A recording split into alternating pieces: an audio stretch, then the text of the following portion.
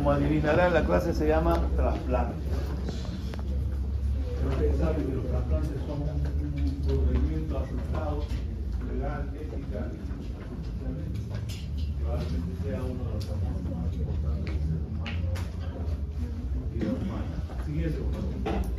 Bien, como ustedes saben, en la imaginería mundial, todos los países, en el Perú, que siempre ha habido esta idea de mezclar al ser humano, un antropo animal. Y recuerden ustedes la esfinge, en Tebas, para entrar a Tebas, había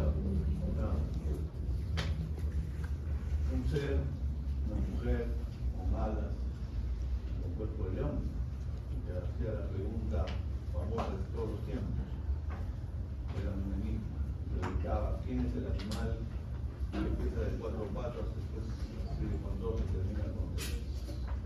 ¿Quién es los dos? ¿Qué animal es? ¿Por qué?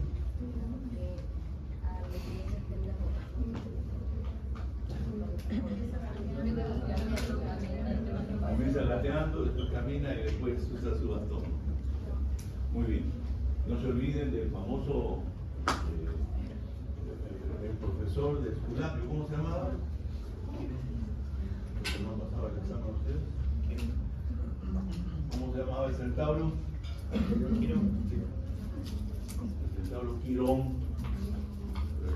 fue encargado por Zeus, por Apolo, que era padre de Esculapio, para que le enseñe el arte de la medicina. Y luego el famoso Minotauro y en la India, el famoso Brahmadesh, el famoso elefante, el amor. Entonces, la historia está fraccionada de esas cosas. Siguiente, por favor. Nada más interesante que el mito de Adán y Eva, la religión judeo-cristiana representa porque la costilla falsa del hombre hizo a la mujer. ¿Por qué habría sido así? Habría un de misoginia, ¿por qué iba a salir de la falsa? Por lo menos de la verdadera hubiera salido. Pero eso es algo que o sea, en esa mentalidad no sé qué alegoría que quería decir. No sé, el privilegio es el primero. Si hubiera sido al revés. Siguiente. Bien, lo importante es que en la religión está obligada, pues, en los milagros a esas cosas, ¿no? O sea, ya hacer un trasplante pareciera un milagro, no a cualquiera. No necesita pensarlo mucho. Y Jesucristo, pues, que era un curador. Recuerden ustedes que le cercenaron la oreja a uno de sus seguidores y él levantó la oreja y se la colocó. Cirugía plástica. Así empezaron los cirujanos. Siguiente. Bueno, pero lo más elocuente fue ese famoso Damián y Cosme, ¿no? Que eran dos varones médicos de la época en la iglesia copta, que es la zona de Etiopía, donde se practicaba la religión judeo-cristiana, ¿no? Los primeros cristianos. Y ahí se relata, pues, a estos caballeros que hacían milagros, y le cambiaron el oro en la pierna de un moro, se la pusieron a un cristiano blanco. Bueno, cuestión de colores, ¿no? Pero lo importante es que estos señores fueron venerados por muchos años y muy respetados por la religión. De manera que estos señores, pues, de alguna manera representan el ideal de lo que es los trasplantes hoy día, ¿no? O sea, había una idea, claro, había una lógica, ¿no? Eso no pasa, ¿no? Claro que una lógica bien difícil de hacer, ¿no? Es como hacer un trasplante de cerebro, ¿no? Se puede hacer, ¿no? Pero ¿se podrá hacer alguna vez? De repente, ¿no? Si hemos llegado a tantas cosas. Siguiente. Bien, entonces en ese sentido, probablemente el primer trasplante exitoso, entre comillas, o que llevó a ese camino es el trasplante de la sangre. Y como ustedes saben, la sangre ha sido experimentada por centenares de personas antes de la medicina actual. Y se ha probado el uso de sangre de animales, de hombres, entre personas, y alguna vez seguramente ha funcionado, pero ustedes entienden pues que la locura de hacer trasplantes hasta leche y líquidos han trasplantado, y agua y ahora con sal, como el caso que ha habido últimamente donde han matado con un duelo matado a una chica con, bueno, es la historia de la medicina, errores y fracasos. Hasta que finalmente Steiner logró hacer el primer trasplante sanguíneo y logró el éxito. De manera que desde esa época aparece la medicina de precisión, que permite ponerle sangre al que le corresponde, de quien le corresponde. De manera que este es un gran avance. Entonces ya, digamos, se abrieron las puertas pues grandes de la novela del trasplante. Siguiente. En ese sentido, en la historia de los trasplantes no podemos soslayar pues ya los verdaderos trasplantes del siglo XIX, XX, casi XX, trasplante córnea, importantísimo, y luego los primeros trasplantes renales, que tienen su historia, ¿no? Pero no fue precisamente el doctor Hume, sino hubieron otros antecedentes, y fueron precisamente los europeos. El doctor Carrel fue el primero en hacer los verdaderos trasplantes, ¿no? Pues esa es otra historia para que no confundirlos. Lo que sí es cierto es que lo que reventó el problema de los trasplantes, y fue sensacional en todos los tiempos hasta ahora, la trasplante de corazón, que abrió además ya una realidad, y habló pues de algo pasamos de los trasplantes de vivos a los trasplantes de cadáveres, y eso revoluciona de una manera pues categórica el pensamiento de todos los tiempos. Siguiente. En ese sentido entonces los trasplantes comienzan ya a funcionar y aparecen los dilemas éticos, ¿no? O sea, ¿cómo hacer para trasplantar un corazón de un ser, de un cadáver a un ser vivo? Había duda, porque el trasplante entre vivos se entiende, ¿no? Yo puedo trasplantar un riñón a la doctora, pues ya para mí pues, no hay problema, se entiende. Pero un muerto. Y evidentemente hoy en día nadie podría trasplantar un riñón cadavérico de un muerto de la morgue. Uno podría pensar, siempre vamos a la morgue, nos compramos un par de riñones, un hígado y hasta la cara. Bien, entonces, con este problema del trasplante de corazón aparece el problema pues, de cómo se hace para trasplantar personas. Y aparecen los famosos criterios de Harvard. Ya los franceses se habían dado cuenta que cuando había cuidados intensivos, la muerte no se producía como un hecho definitivo, porque podías mantener una persona en las máquinas por un tiempo determinado con el corazón latiendo, estando muerto. De manera que esa idea se la llevaron los norteamericanos, y para poder facilitar ya los trasplantes de corazón y todo esto que venía adelante, hicieron un estudio y en Harvard, el doctor Richard precisamente,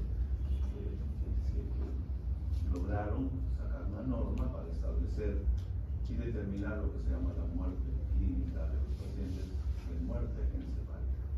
Entonces, por primera vez se habla de este tema, que recién lo hemos entendido mucho después, porque al comienzo, cuando nosotros, así como estudiantes, ustedes hicieron nuestra primer trasplante, ¡ay, qué bien!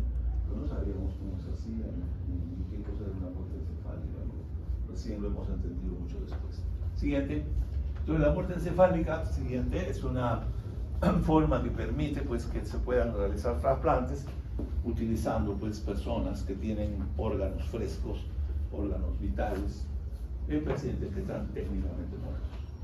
Pero solo técnicamente, ¿no es cierto? O sea, no estaban muertos para los efectos de los órganos estaban fresquitos, como venden ahí en los supermercados. Siguiente. Bien, en el Perú, como ustedes saben, siempre hay locos en el mundo de aventuras. En la ciudad de Ica, a un médico se le ocurrió, pues nada, se hacen trasplantes, ¿sabes qué fácil? Hicieron el primer trasplante en el año 68. Yo todavía estaba estudiando pero fue el primer trasplante. Pero el primer trasplante exitoso de personas homólogas, parientes, fue hecho por el doctor Romero Torres. Y esto fue en los años 69. Pero siempre creyeron, o él siempre dijo que era el primero, pero el primero era, como pasa en algunas relaciones sentimentales, simplemente antes que nosotros. Siguiente. Entonces ya los trasplantes comenzaron a hacerse, el mundo comenzó a funcionar y los trasplantes comenzaron a desarrollarse pues, en el mundo. Y se comenzaron a hacer más miles, 2.000, 3.000, y destacaron entre todos estos países España y los Estados Unidos. Estados Unidos por el número y la calidad, y España por la tasa tan elevada de donantes, nunca hasta ahora superada. Imagínense, en el Perú, de cada 2 personas por millón de habitantes son donantes. Una ridiculez, 1.6, no sé cuánto. En cambio, en España y en los Estados Unidos, 35% por millón de habitantes, por número de habitantes. O sea, una elevada tasa. Entonces, eso que permite que con 1.3 no hacemos nada, salvo los donantes en vivo. Hacer trasplantes en el Perú es casi una cosa de como que la Alianza Lima campeón este año. Siguiente. Bien, entonces para hacer trasplantes tienen que haber leyes. Y la Ley General de Salud que ustedes ya conocen y que hemos visto desde el comienzo del curso es pues paradigmático. Ahí se establece pues la necesidad, el derecho y la obligación que tenemos de regular los trasplantes. De manera que con esta norma, miren, del año 95, un poquito vieja ya, está todavía vigente, porque permite determinar cómo, cuándo, para qué, etcétera, etcétera, etcétera. Una ley que permite que hayan trasplantes, que los regula y que va, obviamente, a brindar las facilidades para que esto se produzca. Siguiente, por favor. Una cosa es trasplante y otra cosa es donación, ¿no es cierto? Ustedes entienden eso perfectamente. Los trasplantes son pues, la parte operativa, pero el donante es la parte más importante. Puede haber cirugía de trasplante, grandes cirujanos, grandes hospitales, lo máximo si no hay donantes. ¿Qué hacer?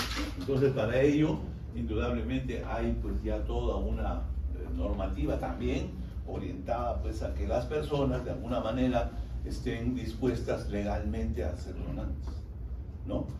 Donantes en vivo y donantes cadavéricos. Siguiente. Entonces acá viene el concepto de muerte encefálica. ¿Ustedes conocen lo que es muerte encefálica? ¿Conocen lo que es muerte encefálica? ¿Podrías describirme lo que es muerte encefálica?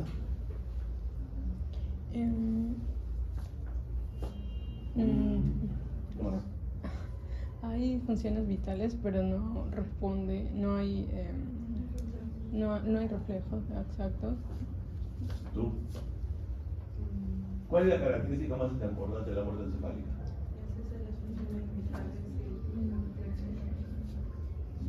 Hay muchas enfermedades que han hecho. Lo más importante, o sea, para definirla. ¿Perdón?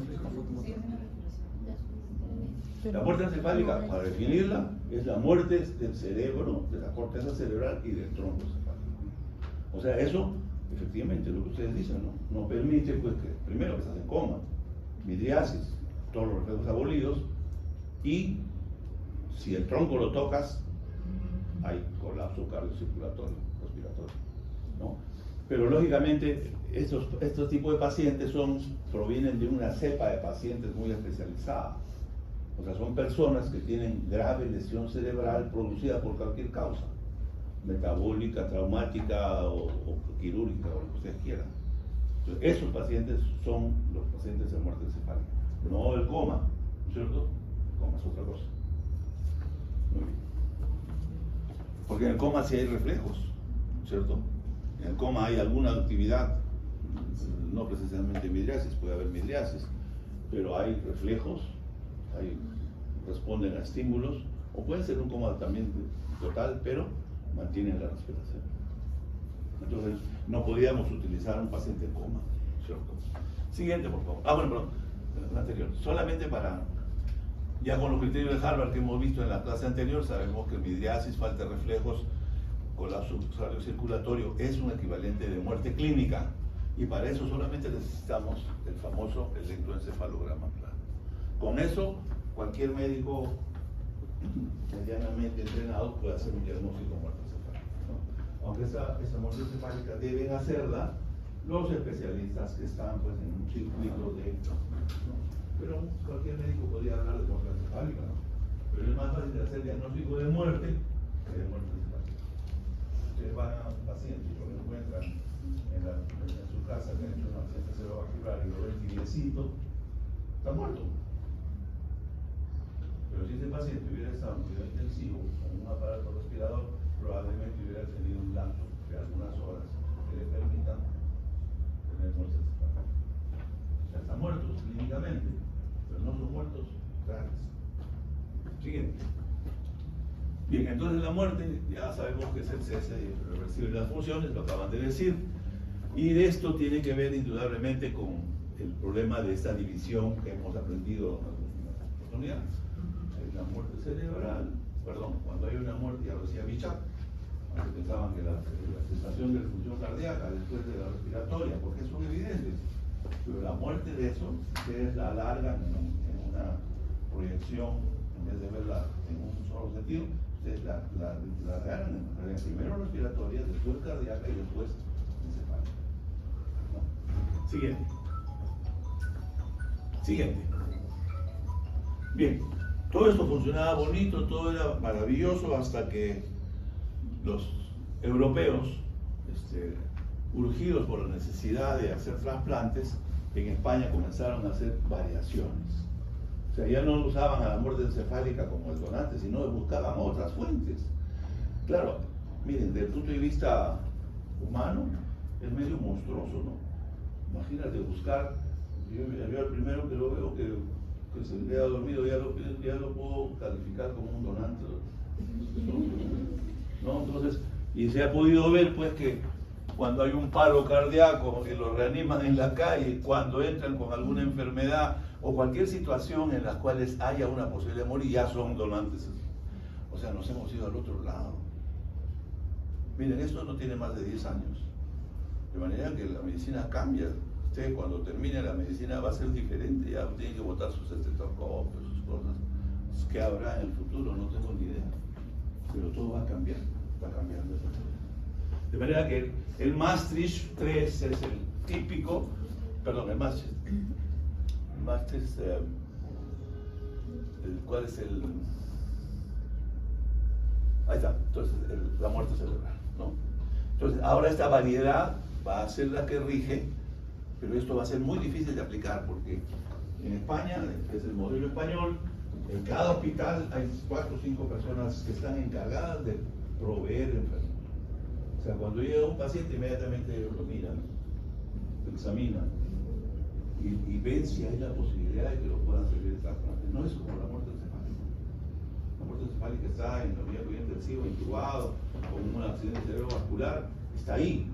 Los otros no están ahí. Incluso ahora están utilizando a los pacientes de accidentes, los suben a la ambulancia, comienzan a darles masaje con un aparato, llegan al hospital y ya se cerebrados y lo conectan a una máquina corazón-pulmón y los mantienen vivos hasta que comienzan a vender los órganos, para aquí, para allá, para allá. Así es la vida, pues. Siguiente. Hay entonces posibilidades de hacer cosas diferentes, sí. Hoy en día ya los cuidados intensivos y la red esta que funciona para estas cosas ha mejorado mucho y probablemente en el futuro vayamos a tener esas, lo que llaman la muerte cardíaca controlada. Ya no la muerte encefálica, sino lo ponen a un monitor, les hacen algunas pruebas y esperan pacientemente hasta que el paciente ya comienza a dar signos de entrar a la moribundez, a la agonía y ahí los mantienen vivos, entre comillas. O sea, suena feo, ¿eh? Pero a mí no me cae mucho, pero así fue la vida. Siguiente. Eso hay que convencer a los familiares, hay que tener así de cosas. Es que todos estos pobrecitos que antes entraban a morirse, ahora están en condiciones de ser buenos donadores. Lógicamente eso necesita todo un cambio mental, cultural, estructura administrativa, etcétera, etcétera. Pero ya se está haciendo. Ya por lo menos España y algunos lugares de Europa están comenzando. Y yo digo, desde el punto de vista positivo, estamos mejorando la vida de muchas personas. Imagínense una insuficiencia renal, ¿cómo nos va a beneficiar? Es volver a la vida, ¿no? Siguiente. Y por otro lado, la gente que tiene que morirse, porque ¿qué vamos a hacer? Muy bien. Entonces, esto es algo que es una medicina del futuro, todavía no está en una vigencia completa, y va a permitir que se reclasifiquen los conceptos de muerte, ¿no? Y eso seguramente con el tiempo tendremos la oportunidad de tenerlo en función de precisamente las posibilidades de trasplante. Siguiente. También hay que considerar que el concepto de limitación de esfuerzo terapéutico también tiene que entrar de alguna manera en ese sentido, porque imaginen ustedes, si nosotros tenemos hoy día la posibilidad de tener pacientes a los cuales podemos hacer limitación por norma legal y ética, ¿no sería conveniente que esos pacientes pasen a ser donantes? Claro, no es muy cómodo, ¿no? Pero yo digo, ¿no? En vez de que se lo coman los gusanos, se lo coman los humanos, pues, ¿no? ¿Cómo se dice? ¿Han escuchado ustedes alguna vez ese dicho? ¿No lo han escuchado? Muy bien. Siguiente. Muy bien. Bueno, regresamos a la realidad, las normas viejas, al año 69, no sé qué año, hace más de 20 años tenemos un código que establece quién debe ser el que hace el diagnóstico cerebral, cuándo se creía que se podía hacer, y para eso pues se necesita pues tener una certificación, y obviamente anteriormente a los tiempos actuales se necesitaba un médico tratante, un neurólogo, un neurocirujano y alguien que pueda dar la certificación de muerte, pues no se confían en cualquier médico, ¿no? Hoy día eso ha cambiado, hoy día un intensivista puede hacer un diagnóstico de muerte encefálica con mayor precisión, pero todavía se requieren esa presencia de estos tres personajes, y incluyendo a un miembro de la organización, ¿no? En representación obviamente del director del hospital. Bueno, todo eso son cosas pues antes del trasplante, como una rutina, ¿no? O sea, hay exigencias para... Nadie quisiera pues, que toquen a un paciente en condiciones que de repente no es de una muerte encefálica verdaderamente factible, ¿no? O sea, para no equivocarnos. Sigamos. Bien, la ley también establece otros parámetros que me parecen importantes, de una ley vieja pero todavía vigente, ¿no?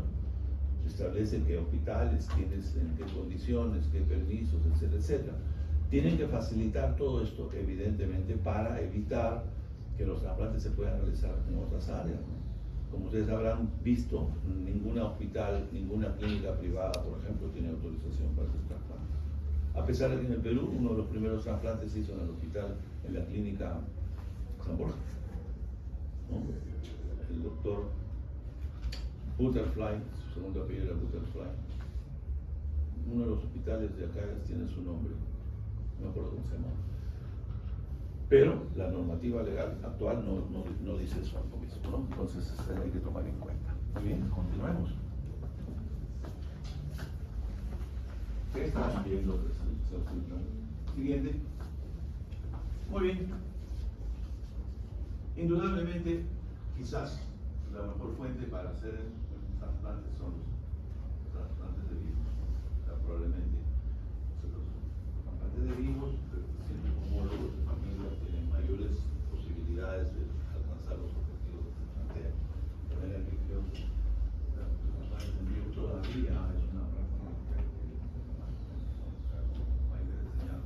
Sin embargo, la posibilidad de trasplante en España, por ejemplo, que es un lugar donde es una terapia adecuada, ha habido una disminución solamente sostenible. Y eso también es importante para un país que tiene altas tasas, tiene que ver porque en nuestro país que las tasas son tan bajas, creo que no habría ninguna necesidad de hacer esto. Pero los donantes vivos son también ya vemos, entre otros, un reto bioético que debemos también conocer, ¿no? Obviamente se presta mucho a los trasplantes en el tráfico de órganos, ¿no? Es una cosa obvia. Siguiente. Bueno, el trasplante de vivo se hace pues obviamente cuando se han agotado todas las posibilidades y solamente queda recurrir pues, en la mayor parte de los familiares. Y indudablemente es un acto de altruismo, ¿no? Miren, los trasplantes de hígado, por ejemplo, que son recientes, ¿no? Porque los trasplantes renales se hacen hace mucho tiempo, pero los de hígado no tienen muchos años. Y los de hígado, pues, imagínense, le sacan a uno la mitad del hígado, todo un lóbulo entero. Y eso como no va a ser un acto de suprema entrega con la familia, ¿no? Un padre, un hijo, un hermano, ¿no? Eso puede hacer. Indudablemente es un gran reto. Respecto a la donación universal, ya saben ustedes que hasta el año pasado la norma establecía que uno tenía la opción de tomar la decisión de ser o no ser donante, y ahí se acababa la cosa. Sin embargo, estaba demostrado que solo el 20% de las personas del Perú habían colocado su ficha, y muchos estudiantes de medicina no habían ni siquiera percatado que había esa nota, ¿no? Y eso en muchas partes existe. La norma que apareció el año pasado obliga a que todos estamos como donantes presuntos, y solamente a petición especial de la familia o de la persona pudiera revocarse. De manera que es una facilidad que funcionó muy bien en España. Eso no significa que van a aumentar los trasplantes, ¿no? Pero ya es un avance, pues, porque está sensibilizando a la gente a esta situación. Siguiente, por favor. Muy bien. Ya hoy día, entonces, la norma establece con claridad que somos presuntos donantes, salvo expresión personal o familiar. Siguiente, por favor. Siguiente, todo está más o menos relacionado con el tema. Bien, esto es simplemente para saber que hay una organización en la mayor parte de los países, incluyendo Estados Unidos y España, que se llama más o menos una organización nacional de trasplantes.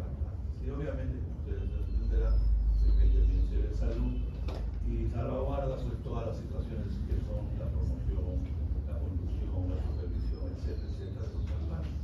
Y es una organización muy bien intencionada, muy bien organizada, pero que sin embargo, pues como ustedes ven, los trasplantes en el Perú son mínimos, creo que casi no existen. Siguiente.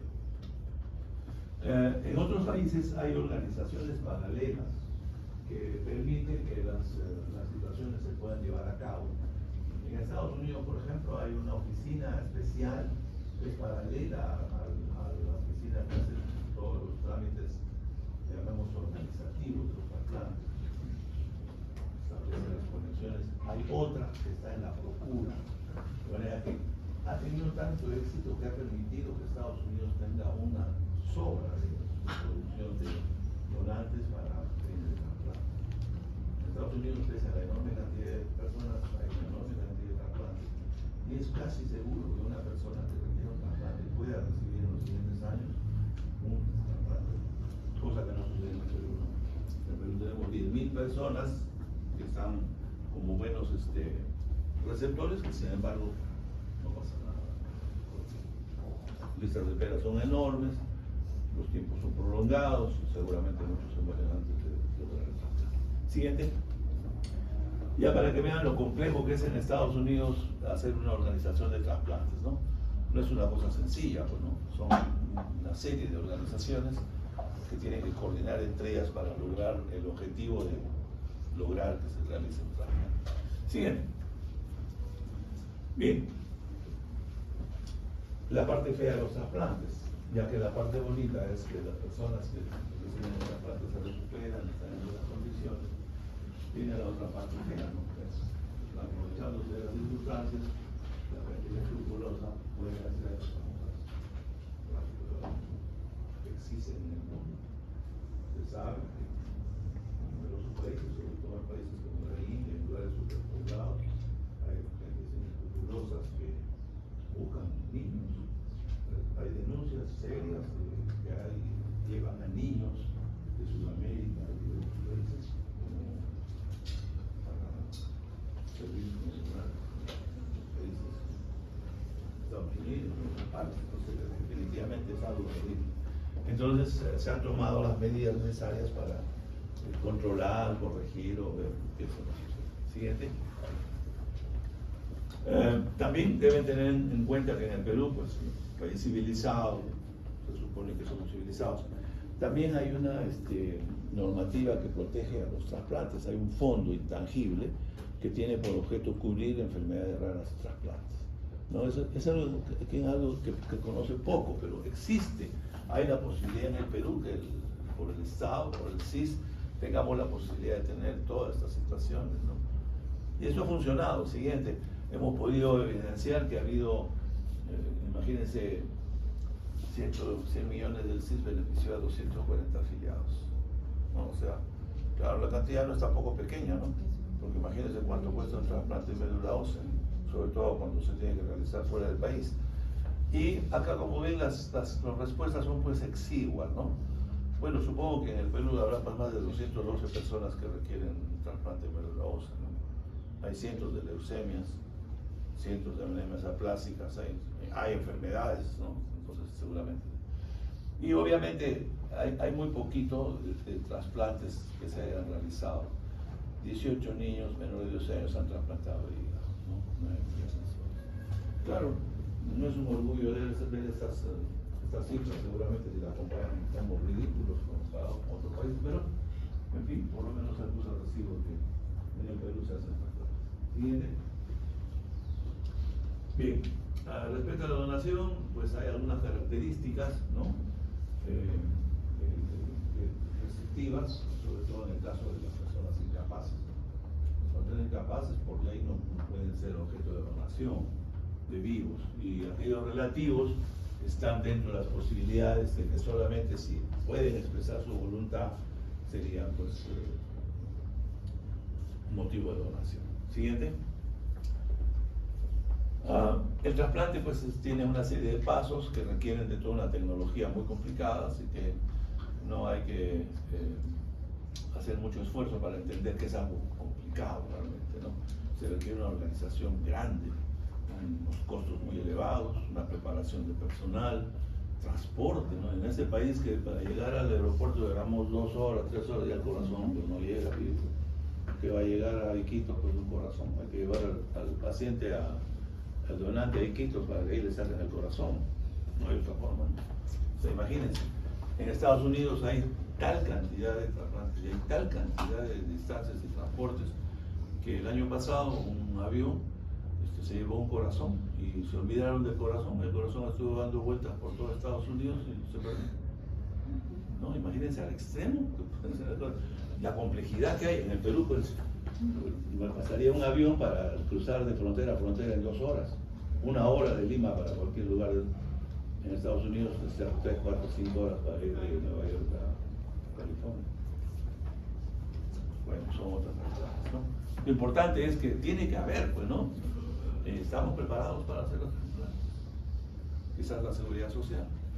Siguiente.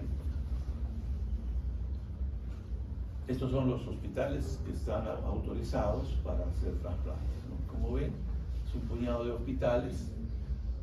Y yo no sé si en Huancayo pues me garanticen estos trasplantes, ¿no? No digo que yo soy huancaíno, por si acaso, pues no estoy hablando mal de mi tierra, pero no creo que haya pues la frecuencia, o que sea. No sé si podríamos decir que en Lima hay que hacerlo. Lo digo, ¿no? De hígado. Bueno, el entusiasmo de algunas personas. No. Habría que ver cuántos hígados se han trasplantado. Bien, vamos. Bueno, de salud no se puede negar, es el líder en trasplantes porque tiene las características necesarias para hacerlo. Pero se han metido en varios líos, entre veces, en el afán de hacer trasplantes, han pretendido cubrir más allá de sus fronteras. Porque teóricamente solamente deberían ser, sus allegados, pero ellos van a buscar a donantes fuera de su égida. Y eso también les costó una sanción del colegio médico, porque ellos no podían ir a buscar a los morgues, a los hospitales, a los cuidados intensivos, ¿no? Ya, entonces, para que vean qué incongruente es un país que está atomizado, ¿no? Un país que tiene 4, 5, 6 sistemas de salud en uno solo, no sirve para nada. Siguiente. Siguiente. Espero que donen, muchachos. Siguiente. Bueno, hay que apoyar estas campañas de donación. Yo creo que, bueno, no es fácil decir, pues, donen, pero si no, hay que sensibilizar a las personas, ¿no? Cosa que cuando tengan la opción, pues tampoco vamos a ser quienes de nosotros tenemos la opción de ser donantes. De manera que, pero por lo menos tiene que haber un cambio cultural, ¿no? para que cuando alguien de nosotros, o conocidos nuestros, o familias, o no conocidos, están en esas condiciones, procuremos que ellos sean los que de alguna manera accedan a la donación. El problema es que alguien se muera y que, ay, pobrecito, ¿qué harán? Lo van a mutilar o lo internan porque quieren sacarle los órganos. Todos esos mitos que hay la mayor parte son tontos, ¿no? Pero el culto a los muertos, bueno, tenemos cuidado, al muerto, si el muerto está muerto, se lo van a comer los gusanos. Siguiente. Bien, esta lámina solamente me sirve para demostrar pues que ante el aumento brutal de las enfermedades crónicas, como ustedes saben, la oferta que hay que permite las listas de espera que se producen son pues mínimas, ¿no? O sea, solo estos califican, y de ellos solamente al año, miren ustedes en estos años, claro, ya es bastante tiempo, la cantidad de trasplantes que se hacen. Entonces, es anecdótico, pues no hablar de trasplantes es anecdótico, no creo que tenga una gran Siguiente. Esto empieza en la cultura, de manera que la educación empieza en la práctica, no en la tecnología. Siguiente. También ya se están buscando pues de que las normativas sean permisibles, ¿no? O sea, no puedes cambiar la cultura si no cambias las leyes. Tiene que haber una correlación entre ellas. Siguiente. El problema existe en la famosa comercialización de los órganos. El doctor Pedro Méndez Chacón, no sé si lo conocen, es un médico que trabaja acá, no sé si está trabajando.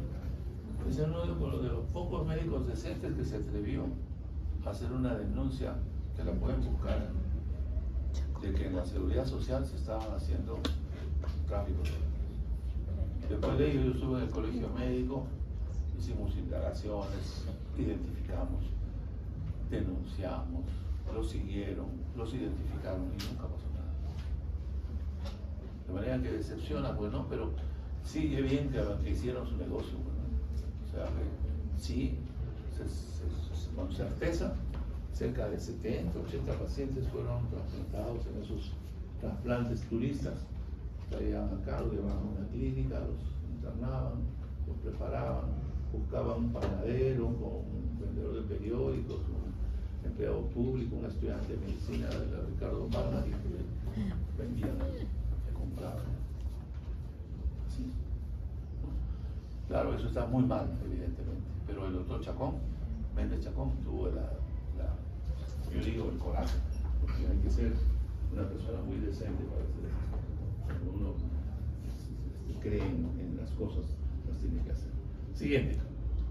A mí me encanta poner esto.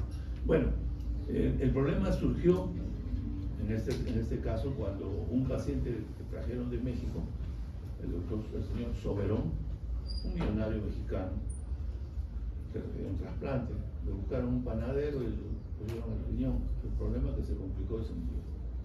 Se enfermó y se murió después. Y ahí ya soltó la pústula. Y ahí subimos y supimos pues que el trasplante que se había llevado a cabo era parte de una confabulación, un tráfico de órganos, y que estaban involucrados gente de primer nivel, gente que ustedes seguramente conocerán, algunos de ellos por el nombre y su tradición. Desgraciadamente pues fue una cosa muy fea. Siguiente.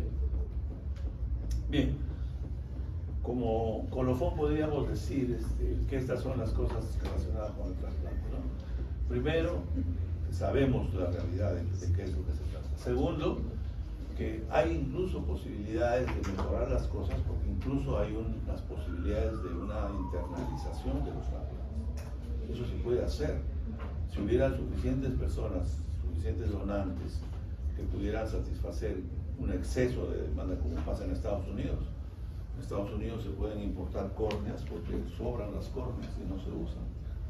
De manera que son países que tienen esa donaciones insuficientes, ya sabemos, hay que fomentar la donación tanto de cadáveres como de vivos, la divulgación, eso es parte cultural, Y también ver la parte de los costos, ¿no? Los trasplantes no pueden ser baratos. Imagínense la cantidad de dinero que se requiere para armar todo un sistema, máquinas, infectoras, una serie de insumos que se requieren, hospitales, médicos entrenados, transportes, medicamentos, tratamientos a largo plazo con drogas para el rechazo. Muy bien, con esto hemos dicho todo sobre trasplantes.